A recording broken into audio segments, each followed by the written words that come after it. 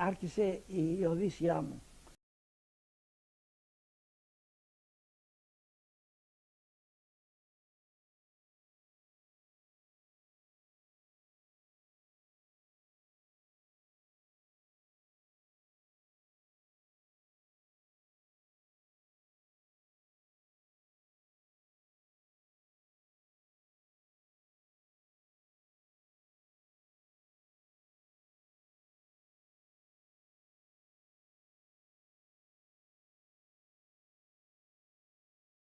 Ο γουλιάδος μου, ο Ερίκος ο Σεβίλιας, ο οποίος ήταν στο Auschwitz με τον αριθμό, πέθανε με τον αριθμό. Ερίκος Σεβίλιας από την Αθήνα.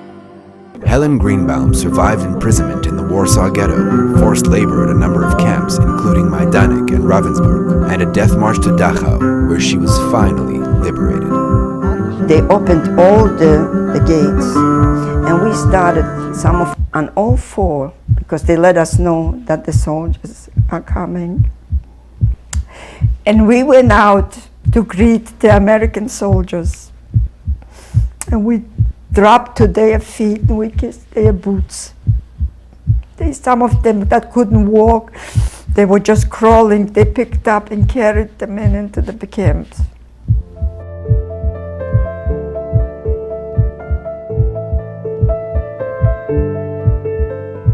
Some of the soldiers broke down and cried at the sight of the survivors. Many made the conscious decision to put their military objectives temporarily on hold in order to care for the broken and dying prisoners that they found. In most cases, the liberators treated them with sympathy and kindness. After the Germans had mercilessly stripped them of their dignity, the liberators were the first to restore their humanity. My very clear view of freedom and liberation came that morning when I stood in this doorway of that abandoned factory. And I saw a car coming down the hill. And the reality of that came when I saw the white star on its hood and not the swastika. There were two men in that car. One jumped out. I saw some skeletal figures trying to get some water from a hand pump, but over on the other side, leaning next to against the wall next to the entrance of the building, I saw a girl standing, and I decided to go walk up to her. I remember that aura of that awe of the disbelief in daylight, to really see someone who fought for our freedom, for my ideals, and he looked like God to me. And I asked her in German and in English whether she spoke either language, and she answered me in German. And I knew what I had to say, and I said to him, "We are Jewish, you know." For a very long time, at least to me it seemed very long, and he didn't answer me. And then his own voice betrayed his emotion. He was wearing dark glasses, I couldn't see his eyes. He said, "So am I." I asked about her companions. He said, "May I see the other ladies?" A form of address we hadn't heard for 6 years. I told him most of the girls were inside, they were too ill to walk. And he said to me, "Won't you come with me?" I didn't know what he meant. So he held the door open for me and let me precede him. And that was the moment of restoration, of humanity, of humaneness, of dignity, of freedom. We went inside the factory.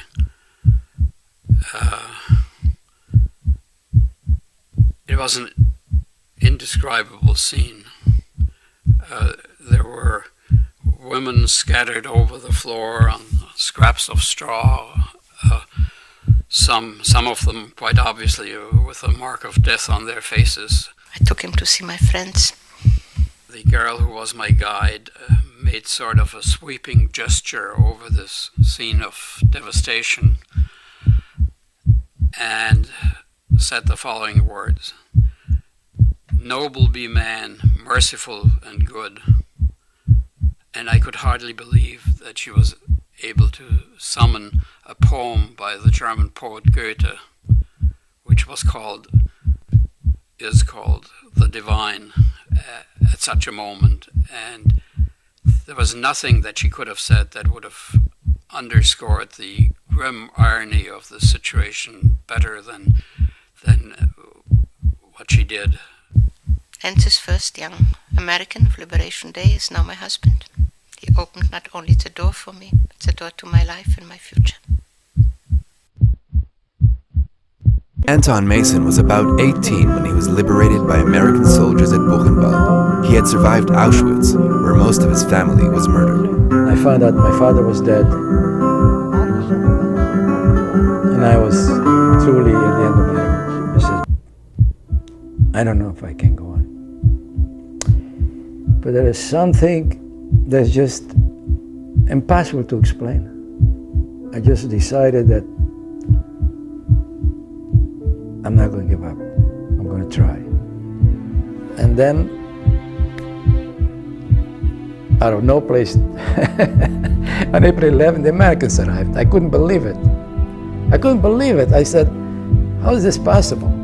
I walked over to a GI, and young guy, and I asked him if he could give me some food. I was very hungry. So he took out, he gave me a Nestle bar, and he gave me a little gold envelope. It said Nescafe. I didn't know what it was. So he gave me a little food. Now, you know how much that food was worth? He could have gotten anything for it in Weimar, but he gave it to me.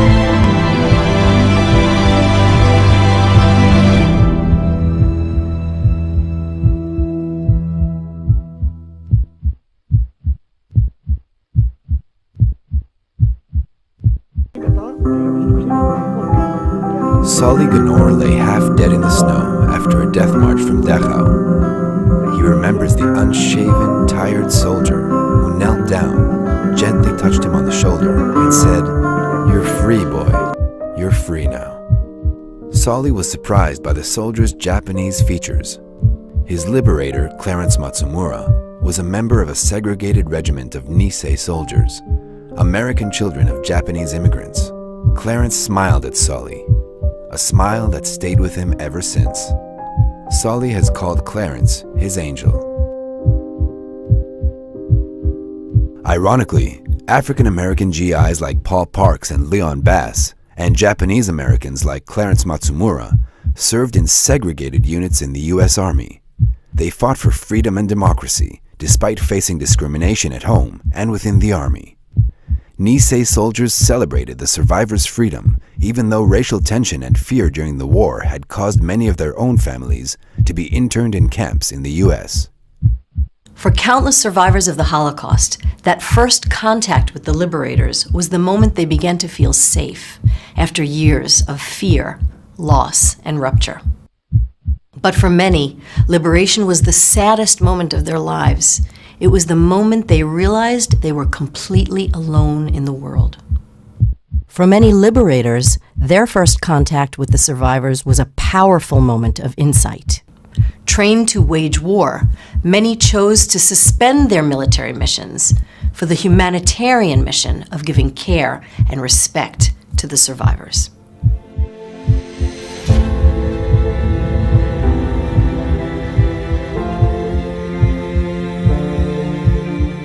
The experiences of the survivors and the liberators moved many to become a moral voice, sharing their stories.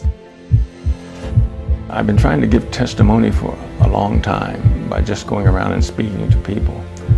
And I think it's important that I speak about what I saw and that others speak about what they saw.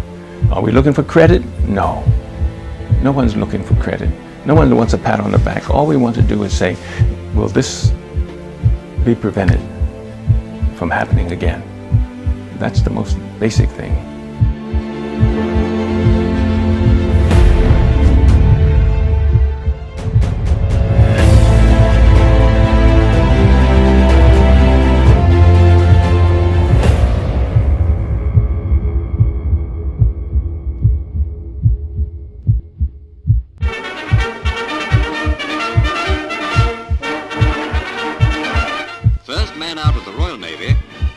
Officer Heim bids a sailor's farewell to his CO. 60 years old, he joined the Navy in 1902. Naval men on the first discharge list provided the first test for the elaborate Admiralty dispersal arrangements. Petty Officer Manning tackles the first and most popular department of all.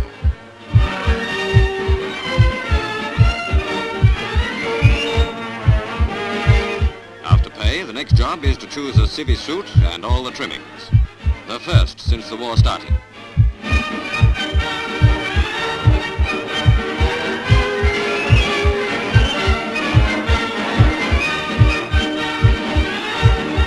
These shoes won't have to negotiate a heaving deck like the pair he's wearing.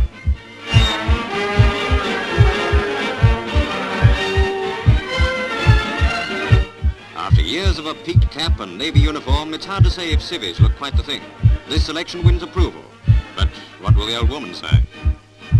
BLA men on the first DIMOB groups assemble at the release embarkation camp at Ostend. Their next stop is England and home. The majority for Group 1 release are last war veterans. Younger men embark by the same boat on their way to join a draft for Burma.